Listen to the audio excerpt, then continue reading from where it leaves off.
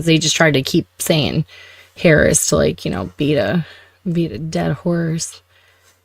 Now we're gonna hear from VASU. Give me 1 second. Medina. We're gonna go Medina first. 3 million in the hole. Yeah, here we go. Oh wait, he goes first.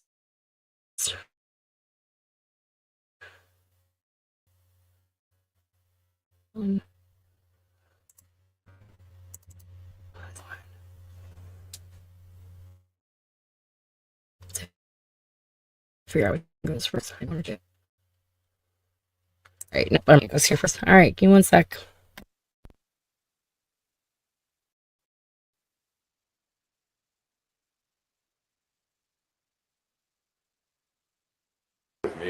It says in there that they want to buy a system, or they want a system provider to come in and build a system and then rent it to them like MARCS for $10 a month. Well, nobody's going to do it. Harris did it. Cleveland County did it to get a foothold here, but I talked to Johnson. I said, I mean, you guys want to be part of it because fund something like I can't. I mean,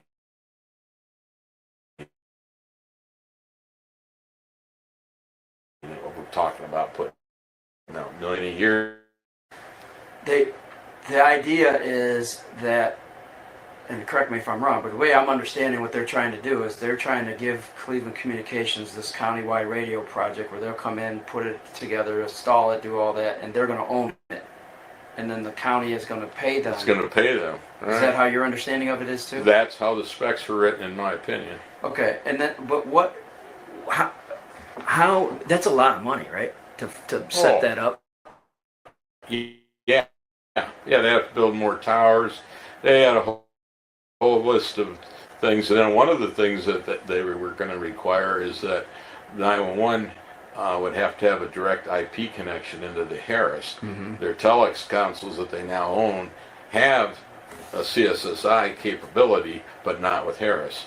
They never did the interchange that they had to do with Harris.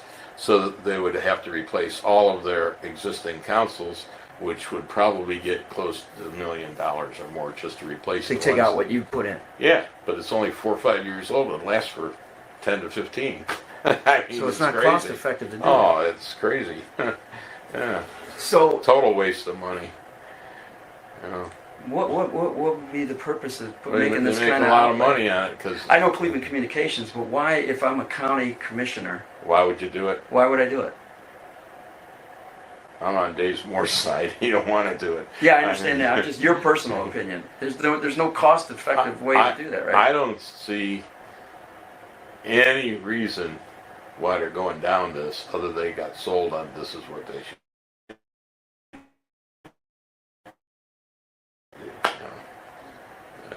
And they got a consultant to back it. Why would a consultant recommend that? I don't know, but there's been some kind of weird things, and I'm not sure they're all. I'd have to go back and get the who did it, but there's been 3 counties that kind of went this way. Medina was the first one about 10 years ago, and we were involved in that. It was the strangest thing you ever seen in the bidding, and I think Mission Critical was the consultant, but there's 2 Mission Criticals, that's why I get screwed up. So there's Mission Critical Partners, they're out of Harrisburg area, mm-hmm. And then there's Mission Critical something else that's out of the Pittsburgh area. Not the same company? They have no relationship, other than being competitors, no relationship between each other. And you say, and I don't know which one, but one of the 2 was at the Medina, and I think it was Partners, and I was going to look,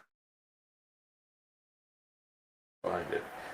It has their name on it, but anyhow. Are they on the Harris systems? Yeah, so they put in, and this is why I hate to see Lorain going this way. They put a bid out, they had a UHF system that covered the entire county that we put in. Simulcast, multiple sites, worked pretty darn good, needed a couple extra sites for some holes. Okay. All you had to do was fund it. So they put out a bid that they wanted that upgraded, okay? And it was getting a little old in the tooth. It was due to have some upgrades as far as replacing out some of the field units. We bid at 450. Well, first of all, in the pre-bid meeting, Motorola come up and said, look, you guys should be looking at 7,800 so you're compatible with like Cleveland and Akron, who were on 7,800 systems and MARCS. And so you should be going 7,800, not UHF if you're doing an upgrade, you know. And they came right out in the meeting and said, you can give us a 7,800 bid, but we're throwing it in the trash can. We won't even open your bid. We'll open it once it says that it's going in the can, because it's not what we want. Okay, it's not what you want. So we bid a 450 upgrade.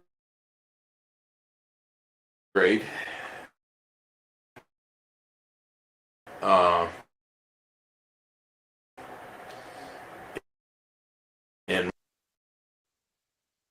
it's so strange, and they strung it out over 4 months or more. So they got a Harris 7800 meg system. When they said they didn't want one. When they said they didn't want one, they didn't have enough funding to buy radios. They were told that they were going to get grant money. Most of the grant money is pegged towards MARCS. Anything that comes through the fire grants, they won't give you the grant unless you're going on MARCS. It's a state grant. They're not going to fund somebody else's system. They've already told everybody that. It's just a matter, and people keep trying to sneak it through, and then they cancel it. So this is a mission critical? I don't know. I'll find out for you. I shouldn't bring it up. I won't bring it up as their name because I'm not 100%, but I know where I can find that.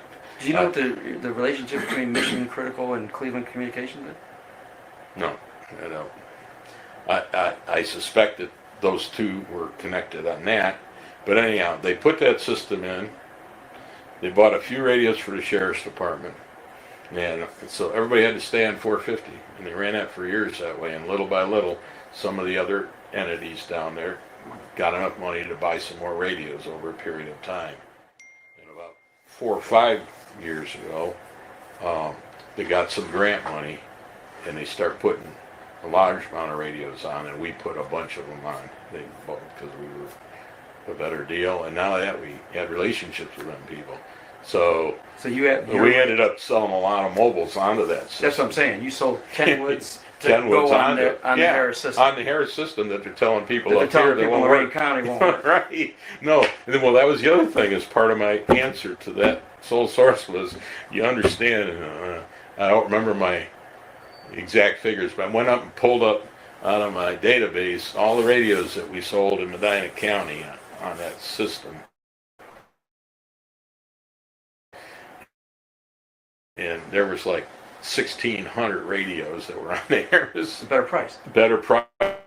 Not only that, they liked the way they worked better. Plus, we were easy to get along with. Mm-hmm. And we had a long-term relationship with them. So, I mean, like Brunswick, we've done for 30 years. And all of it, they changed over, but they changed to MARCS. They got part of them on Harris so that they can talk to Harris people, but their main dispatch is all on MARCS. But anyhow, they did another upgrade down there. Now,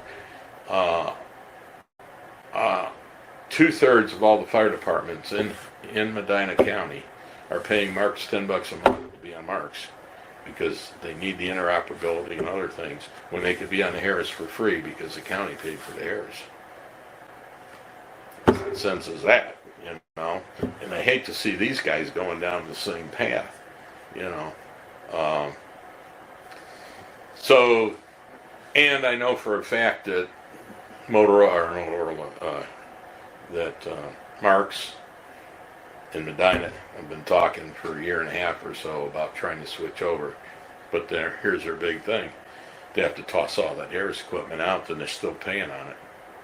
They took it on a long-term lease, so I guess they had a couple more years they got to pay on it before it's theirs. So they're stuck. I hate to see that happen here. Right, I get it. I'm born and raised in this town, and spent my whole life here, and I try to help out where I can. And I mean, we made money off the county and stuff, but it hasn't been our biggest.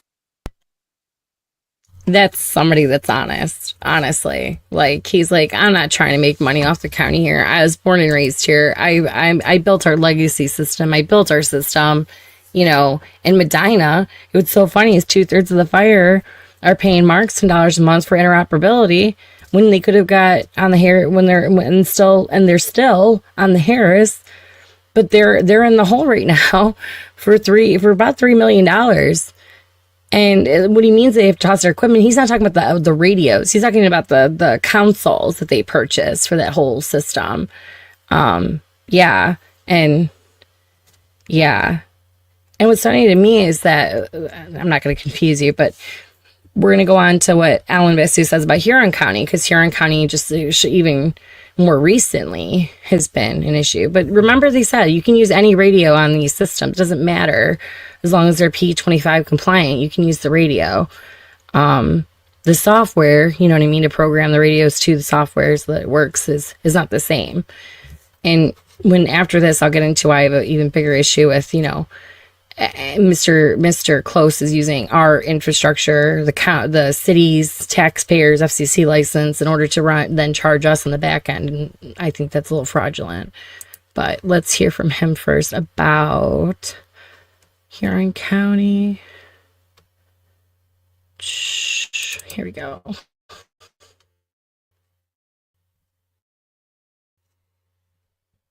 Down on meeting. I said, well, yeah, but what's up? He says, they want to push. Get a call from the fire chief. Can you come down on meeting? I said, well, yeah, but what's up? He says, they want to push a Harris system through here on 7800 and put us all on it, and we just got all new radios, and all the mobiles are VHF only. They won't even work on that system. And I said, well, I didn't hear anything about a bid or anything else. No, they're pushing it through. The county commissioners are going to vote on it. Are going to vote on it. So I go to the commissioners meeting. They limit you to 3 minutes, and I spoke, and they cut me off right at 3. But I asked them about it, and the chief got up, and then a couple firemen, and finally Terry Boos, the head of the commissioners, there said, "Hey, this is it. You know what? We already decided. It's a done deal. We already voted on it. It's over, guys." I mean. So then the city got involved, because then they found out that if for even their tri-band radios, they were going to have to spend about $70,000 to buy the Phase 2 licenses, because the Motorola didn't include a Phase 2 license. Nobody even knew. Motorola had no idea this was going on. They came to the commissioners meeting and got blindsided. Both of us did. And I mean, Motorola's got a lot of feeler. They're huge, and obviously they're a big gorilla in the room.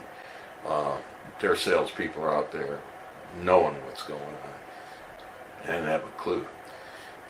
So we went to the city meeting, and they're like, the county's buying the system. They wanted. They told them that they were going to have to move. That's another Harris.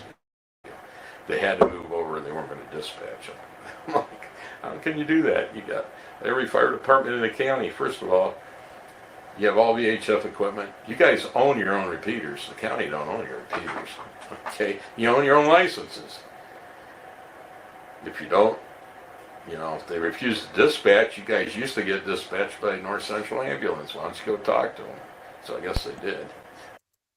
So apparently Norwalk was so pressured, that even CCI went to the lengths of saying, like, they're not, the county, went to the lengths of saying, like, you're not going to be dispatched if you don't go with CCI.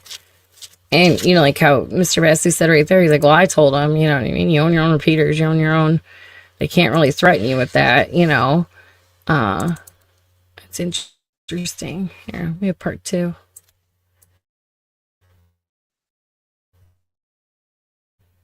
The city says, we have no budget for $70,000 to buy these licenses. So now this has been going on a year and a half or so, and the sheriff got radios as part of that. It turned out the commissioners hadn't even voted on it yet when they told us it was done and over and voted. Because then we seen later where they had the 3 votes on it. That's what they were going to do. But there was no bid, no nothing on that sucker. and they took 911 funds and spent it on it. And how much was the total cost on that? 2.5 mil. 2.5 million bucks. So you got a county over there, and they're trying to fix it, but you got a county over there, 2.5 million bucks they put into it. Plus the They mobile. don't have as good a coverage as they were having. They got problems. So they did an interface to cellular, and so like Bellevue gets part of their calls through the cellular system into the radio. That cost them extra $23 a month per radio. Then they came back 8 or 9 months ago and asked for another $500,000 to improve sites and stuff. So now they're at $3 million bucks. Plus the outlay for Motorola. Plus the outlay for Motorola was grant money, right? Which was Yeah, a mil. so, yeah. It was about a mil that went to Motorola. But really strange that none of us knew anything about it. There was 2.5 million in it. And I don't know if a consultant was involved or not, because there was never any bid specs written by anybody that I know of. Well, how do they do it without a bid? I mean, They did it. That was it.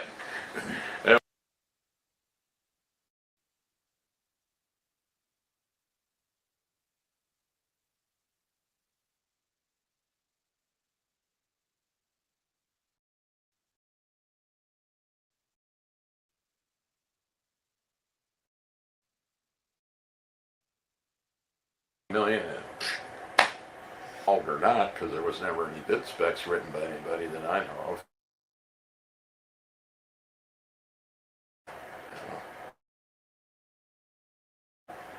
well, how do they do it without a bid? I mean, They did it. That was it. when you're saying Harris, does Harris do the backing on the? No, well, I don't know what the relationship is there, but typically the factory isn't backing the dealer. No. No, with money. You mean. So it's all the dealers. It's the dealer. Now, does he have partners or whatever? I have no idea. 'Cause that would be a lot of. It's a lot of money he's got out, but he had it set up so he was making very good money on the radios, very little discounting. How You they- can give it away that company's here. not as big as your company, right? Them? Yeah. No. How No. do they afford that kind of an outlay? How he's playing this game, I'm fairly. My personal opinion is he's probably pretty well extended with this putting these sites in here. He's got to have $1.5 million, maybe more, invested into things. Getting $10 a month per radio off of 4 cities or 5 cities. He's not making any money He's back not that making. quick. Well, he ain't making their interest payments probably. I would So guess what that is he needs what the is whole county to pay him the $10 a month. Then he might be okay. That's what I'm saying. So what's the purpose of? He's not making any money on this 5-city project. He owns the system. It's not like they Yeah. bought it from him. No, So he's getting a little bit of rent. And, it's a rent deal. and he's getting a little bit of money on the radios, the system and the radios. Yeah, and He has to service he's- it. Oh He has yeah, to- no, he he has has to to maintain it. service it. Yeah, he has to pay for all of that. Yeah.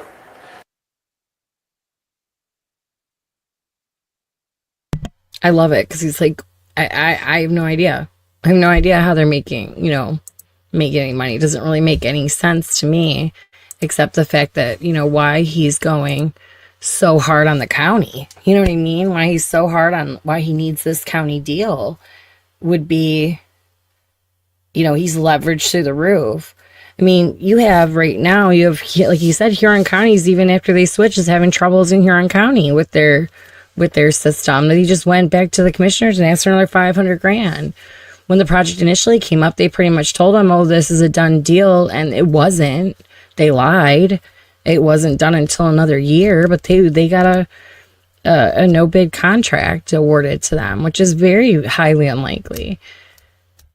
And which is why Alan Close was so comfortable in approaching Lorain County for the same deal, especially when he was down in Huron County with Harry Williamson. And I guarantee you, I almost can guarantee you that those two had something worked out, because it doesn't make any sense either way that, it would just, that, he went down there and met Cleveland Communications while they're working on their system, which he admitted in the sheriff's report, by the way, the sheriff's radio investigation. That's how I found that out. Harry admitted to it to Captain Van Zant. And no offense, nobody lobbies for a company this hard unless you're getting something on the back end. Nobody does something for nothing. And I think it's because Alan Close desperately needed the county.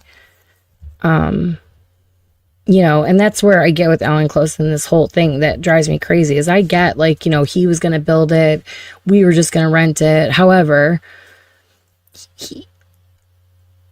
how? You know what I mean? He's using the city of Avon's FCC licenses, which was very expensive to do, by the way. It's not cheap to get an FCC license. The license itself is free, but the work behind it is not cheap. So that's a taxpayer's license. He's using our channels, right? Our license to then put his equipment on our infrastructure, our towers, our water towers, and our county tower. He's paying a small rental lease to do. He doesn't own any towers. He says he owns one tower up in Michigan. And then he's somehow going to invest millions into building. The whole thing is shady. It doesn't make any sense. And Medina, who had signed up with MARCS, who signed up with Cleveland Communications, is on both right now so they can talk to each other, which is absolutely crazy. And a duplication of taxpayer dollars. You're paying for not only MARCS, but you're paying in Medina County, you're paying for MARCS, and you're paying for Harris, which is stupid. But they're $3 million in the hole. And then you go to Huron County and they're this many million in the hole. And then we would have done it. Thank God, Jeff Riddell won by 136 votes. And this whole thing was rescinded. And Dave was as loud as he was for 2 years that it didn't get passed through. But it's a pattern of what? Behavior on Cleveland Communications, Inc. And then lying to the people to the city workers and county workers, and getting the county workers and city workers to lobby on your behalf while you're lying to them, saying you can't use any other system and it's not interoperable. It's complete bull. And then when we rescinded their contract, fairly rescinded the contract, they then sue the county taxpayers, and we're still involved in a lawsuit. We're in a lawsuit with them for over a year. And when Common Pleas wasn't looking so good, they filed a federal suit to send it out.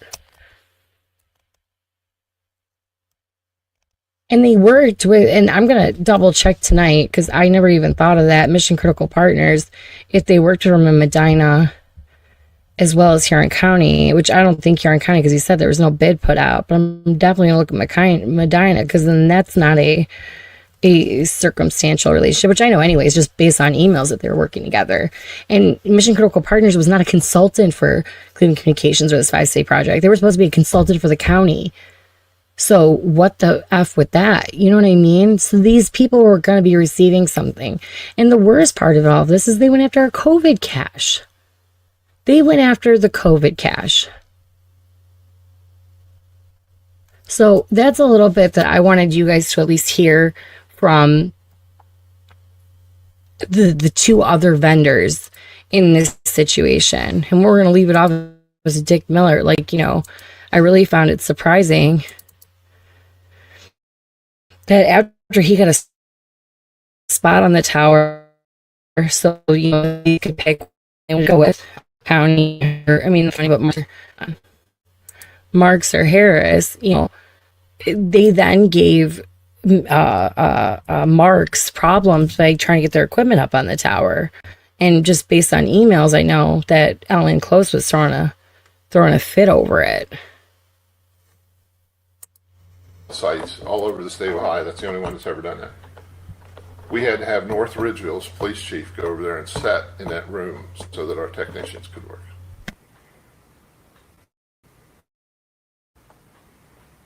And on and on. We sent an electrician up there to do the wiring for our stuff to go inside their 911 center. Then they said he couldn't do it.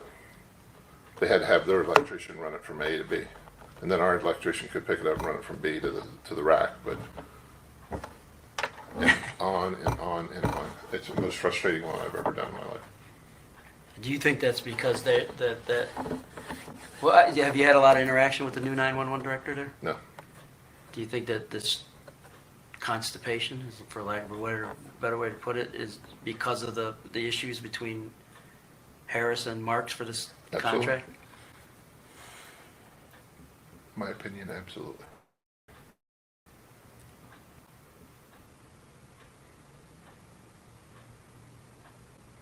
So it's fair to say that what started with Williamson has not ended with the new 911 director. It's still going.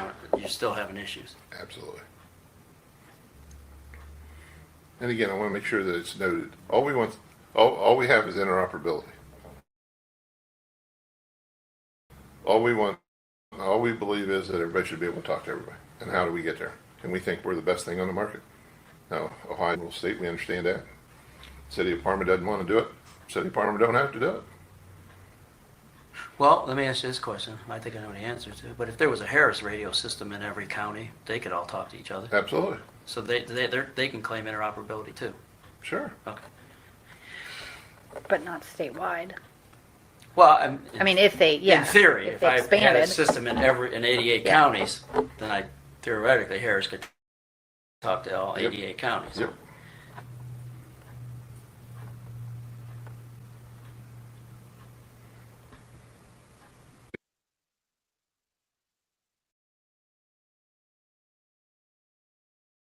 So even after the fact, I mean, even after all this was said and done, they were still giving them problems. You know, like it just the audacity of some of these people really doesn't surprise me anymore after going through these recordings and stuff. Like it just, I mean, to run a wire from A to B, they had to get somebody else to do it. Then I was snowed in. They wouldn't even let them in to do anything. It was any way that they could put up an attack, they did. Now, I want to go back a little bit, just a little bit, and I want to hear from a fire chief himself that they interviewed. They interviewed Fire Chief Reese, and they interviewed him. Okay, so over on Main Street News to discuss Ohio politics and beyond. I hope to see you there.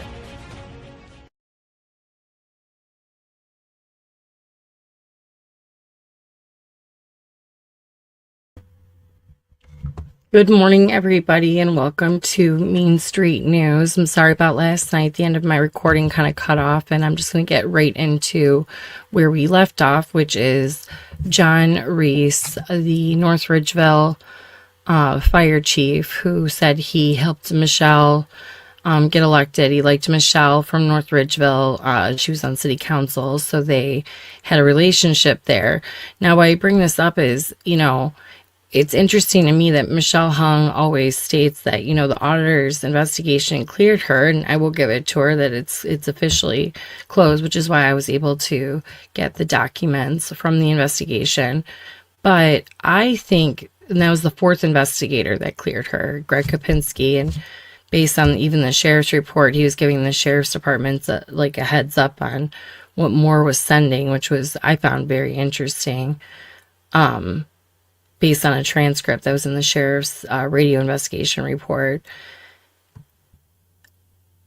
The first investigator, Todd Clark, who did most of these interviews, he, I think, got it, because based off of what we heard previously, his questioning of Marks and VASU, I think he started understanding the communication side of it, okay? Like, I think he started understanding that these, for one, Marks wasn't like competing with Allen Close, but also there was only one person that was choosing what contractor to do business with, that was helping lobby for this contractor to award them this contract, but even previously wanted to award them a $6.457 million no bid contract on these this radio system, and I'll say quotations because there's lack of proof there. Besides like them owning the software and having repeaters on our towers and using the city of Avon's FCC license to, you know, actually operate, which is kind of insane. But we're going to listen to the last 3 recordings I want you all to listen to is from John Reese, where he is talking about, we already listened to the city. It's 2, click 1. Sorry, I'm loading it for you.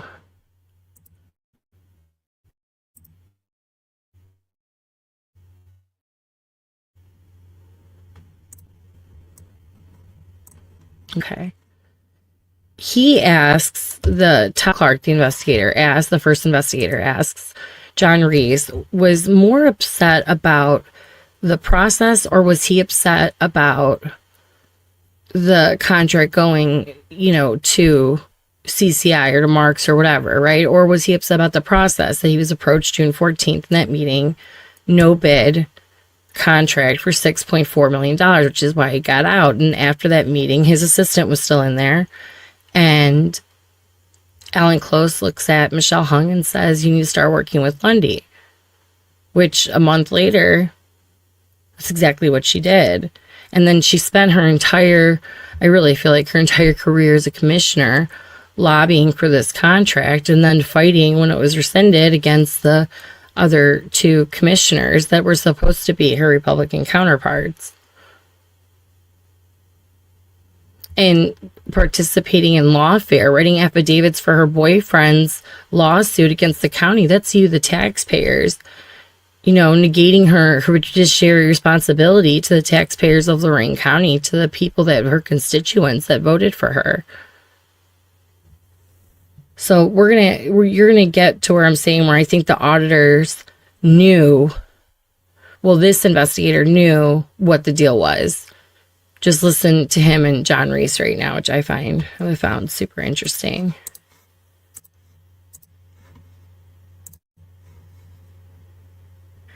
Okay.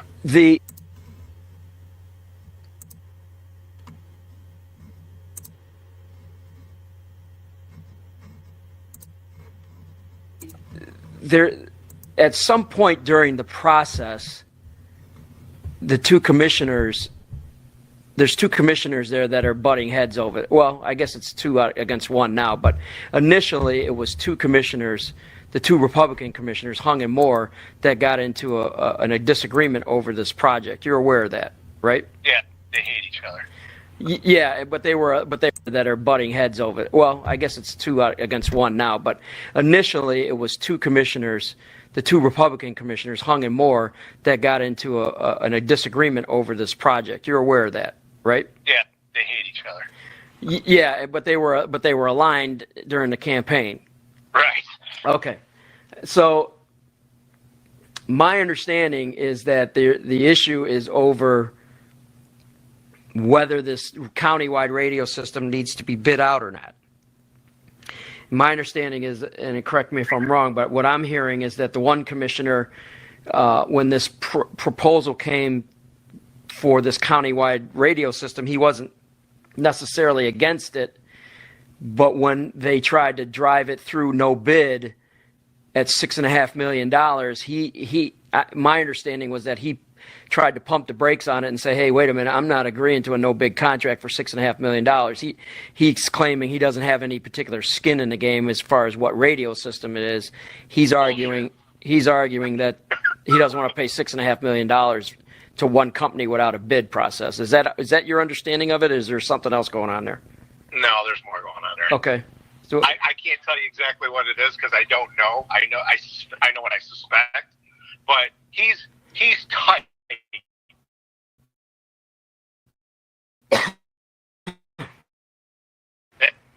Dave Moore is tight with my state. no one's ever said that I'm aware of at this point anyway, that no one has ever came out and said, hey, they don't believe the Harris system is the best system for this particular project or city or whatever. Quite the contrary, except for one person. everyone else that I've talked to about this, and I'm talking safety people and politicians and regular Joes, they've all said that they thought that no one has ever picked a side except for one person. And so I think that what I say that to say what you're telling me is interesting, because I don't think I've heard that from anybody else before. And I'm trying to figure out, like you said, what is the reasoning for. I don't think. I mean, I can share with you. I don't think.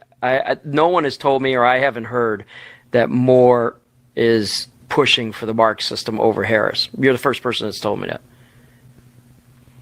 Now, maybe I just haven't talked to the right people yet. I mean, but talk to the 911 director; he'll tell you that. Yeah, for sure. Okay. You talk to Mike Weatherby; he's the president of the Fire Chiefs Association. I'm pretty positive he'll tell you that. I mean, we all know it. Yeah, I know a lot of things too, but what can I prove? I guess is what I'm saying. And you're exactly right.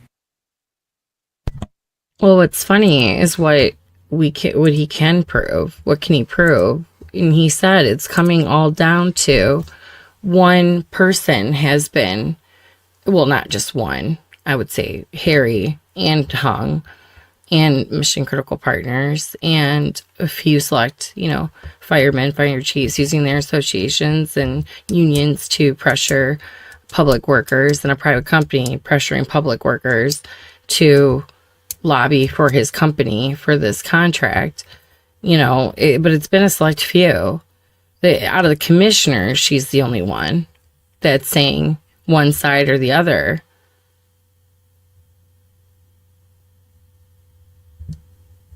And I think he's trying to get that across to Reese, is that, it's one commissioner here that's saying, I want this.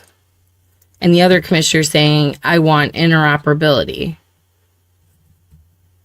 This is our last clip.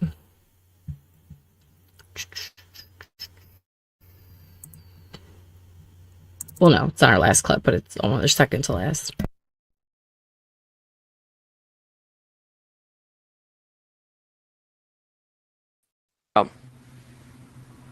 For sure. Okay. You talk to Mike Weatherby; he's the president of the Fire Chiefs Association. I'm pretty positive he'll tell you that. I mean, we all know it. Yeah, I know a lot of things too, but what can I prove? I guess is what I'm saying. And you're exactly right. And you're exactly right. Can I prove that? No, but it's not a secret. Yeah. And you're basing that just on actions, or I'm basing it on actions, what he says at meetings, all that. Yeah. Well, I've seen most of his meetings too, and I think the ones that I've watched, they've been more about the process than they have been about the product. Maybe I'm just not seeing it the way you're seeing it, but I've never heard him say that the county should be using MARCS over Harris. No, I don't think he's ever said that. It came right out and said that in the meeting.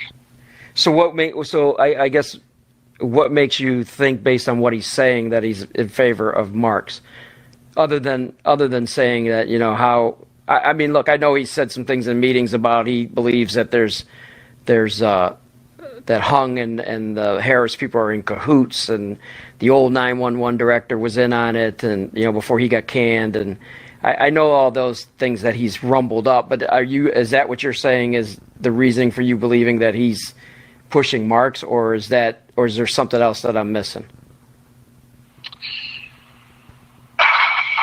And I'm not asking you to prove anything. I'm just asking you, throw some stuff out to make me think. That's all. No. There was and you'd have to talk to Alan Close about this. Okay. There was a meeting that he was involved in. That he got funny with Alan Close at that meeting. Was fighting with him. Then wouldn't even talk to him. I'm aware of that meeting. I know about that meeting. Okay. Yeah, he knows about that meeting. That meeting was the June 14th meeting where Michelle, Harry, and Ellen Close and a couple in Mission Critical Partners approached Moore about a $6.4 million no bid. He lost it. He's like, absolutely not. And left the meeting immediately. Immediately, his administrative assistant stayed and then overheard, you got to align with Lundy. Well, what did she do for the next 18 months? Align with Lundy. You know, you had Dana Goldner saying that, you know, give me 10% of this $6.4 million contract. When Alan Close told him, well, I can't do that. He said, well, just increase the bid. And guess what happened after the 2 years, after the 18 months? That bid it went from 6.4 to 7.7 million.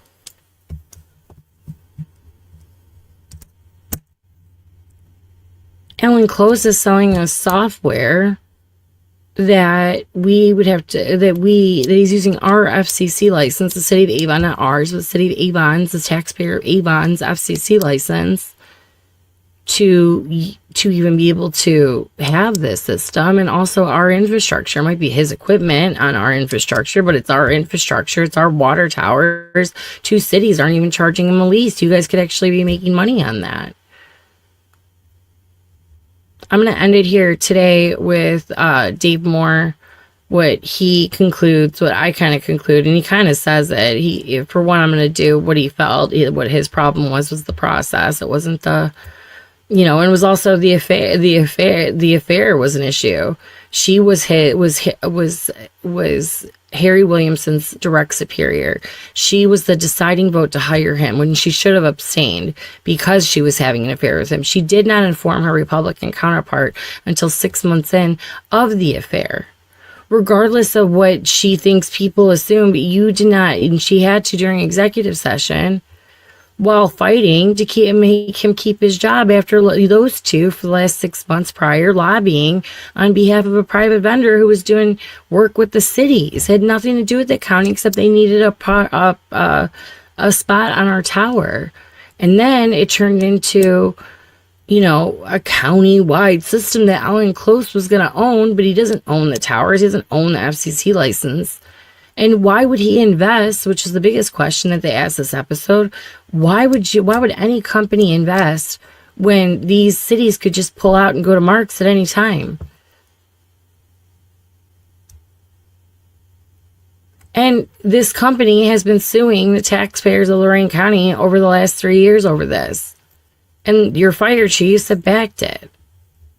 And a lot of the cities are paying for this system.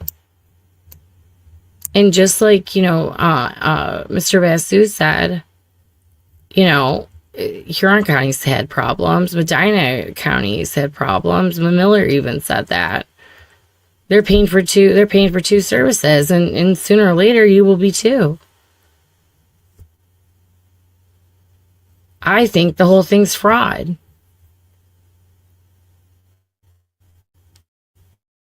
I think, you know, bribery, extortion went on because when after all this happened in 2022, we go on to 23 and 24 and see what happens there is insane. And it adds on to it, which is what we're going to discuss next episode. And then we're going to wrap this up and I'm going to go over the RICO and how it's a RICO. I'm going to go over RICO statutes. I have a little video for you guys on what RICO is. Specifically the Hobbs Act. It's a really interesting one. It's for like public officials. And we're also going to remind you of a case in Cuyahoga County with Jimmy DeMora, who was sentenced to 28 years in prison. He was just released during COVID, but 28 years in prison. And Lorain County makes Jimmy DeMora look like, you know, innocent. That's like, I mean, it looks like nothing. It looks like he should have gotten a 6-month probation. We need, I believe, forensic audits. I want a forensic audit of all the fire stations, all the cities. Where's all this money going and where was it going to go to? And my biggest thing too, even with the county in the past, is like, you know, if this is just going on with one contract, like how do you think it's gone when we are under Democratic control for the last, 40 years? Very pro-union. And Lorain County's infrastructure hasn't gotten any better. I've lived here since 2002. 23 years. Like, same old Lorain County. We've had businesses leave. Stay focused, Lorain County.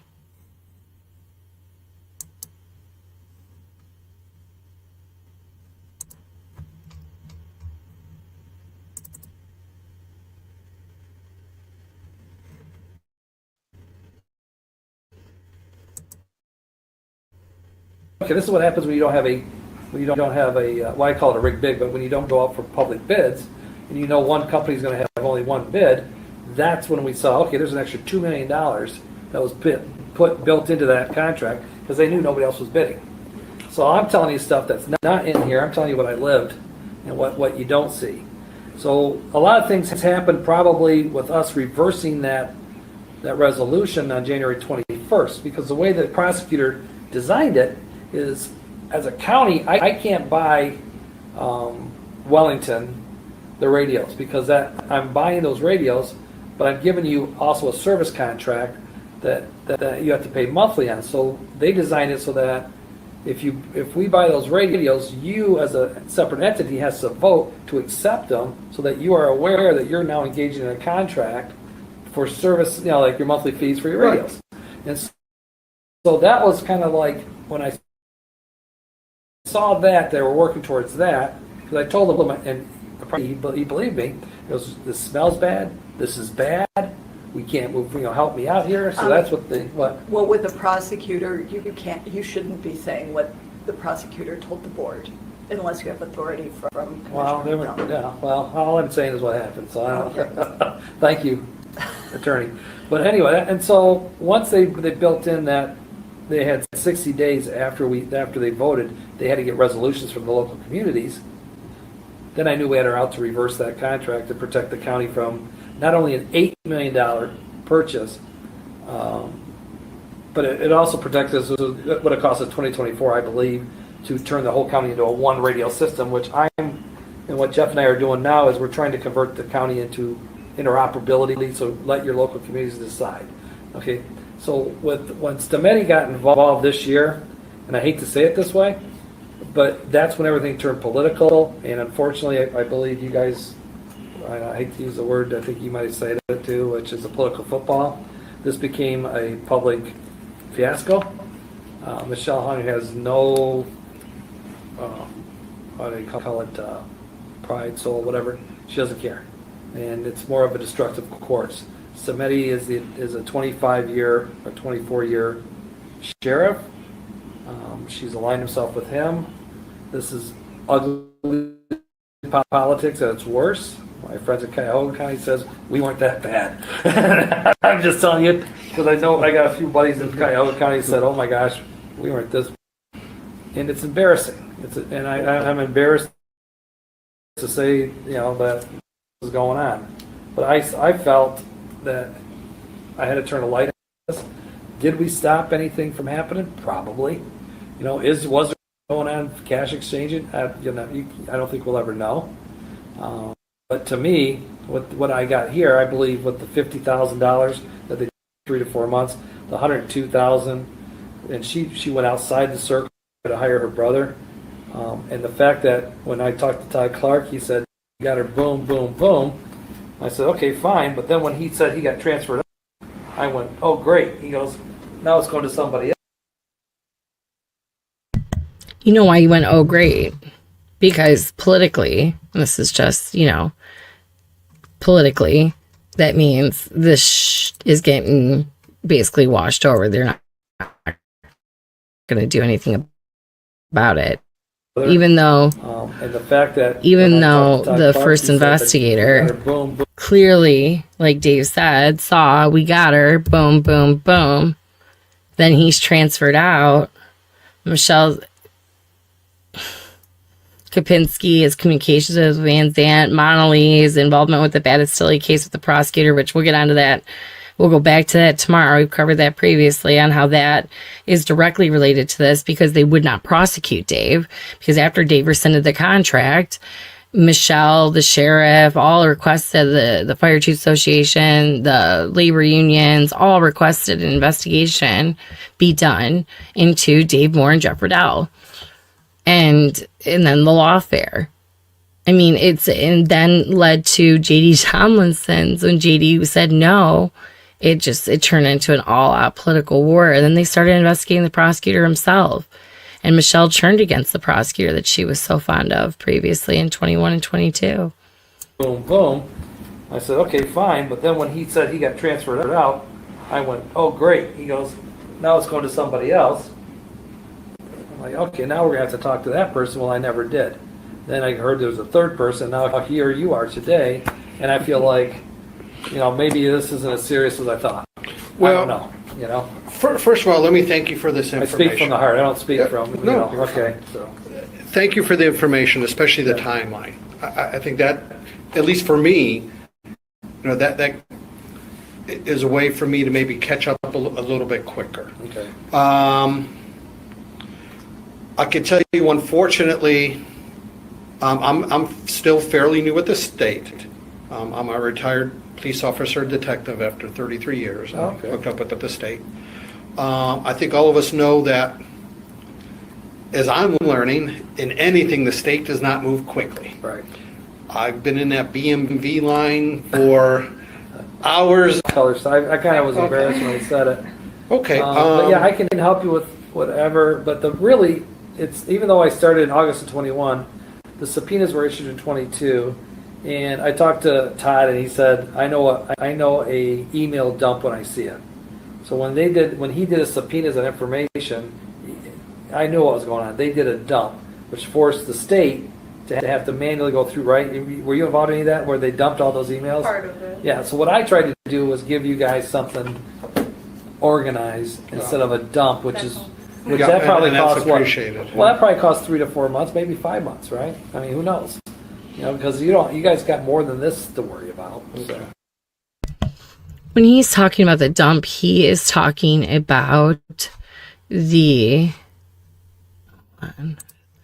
he's talking about the 1,800 emails that was sent from the prosecutor's office when they asked for documents, which is insane. That's what it means, like, that takes up time. But then now we have this new fourth investigator who is very cozy with the sheriff's office, calling Van Zandt, letting him know, I'm not going to impede on your investigation, because at the time he was investigating the radios. And we went through that investigation, I think, like on the Sex Lies County Government. I think it was episode 5. So if you want to go back, and I spent 2 episodes we went line by line.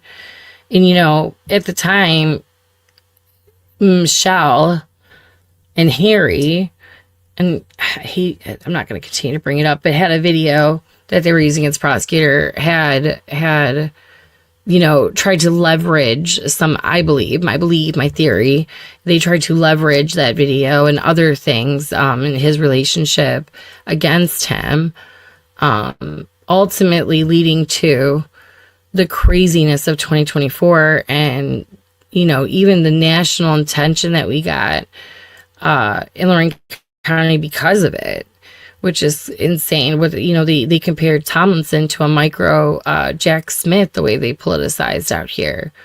But that's to come when we go over the big Rico map. I can't wait to show you guys it, because it's like really kind of crazy, because that little map just goes, because more people get kind of pulled in as my investigation went on. And I'm really happy to be done with that whole thing. It's just it's insane. Well, I'm not done, but done-ish. No more documents. I went through those 1,800 emails. It was insane. But thanks for just coming on real quick this morning with me while I wrap up the previous episode. Sorry about my technology issues. I'm trying to get that all fixed and squared away for you guys. But you guys have a great Tuesday, and I'll see you tomorrow. Have a good day. Bye.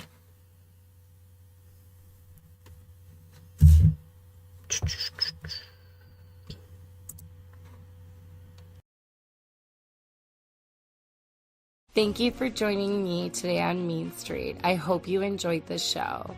I would greatly appreciate it if you would consider supporting our work and supporting my effort. You can support directly underneath at the Spotify donations, or you can directly give a donation at paypal.me/Mean Street, Ohio. Any donation received will help me continue to provide news to you and everyone else across Ohio and beyond.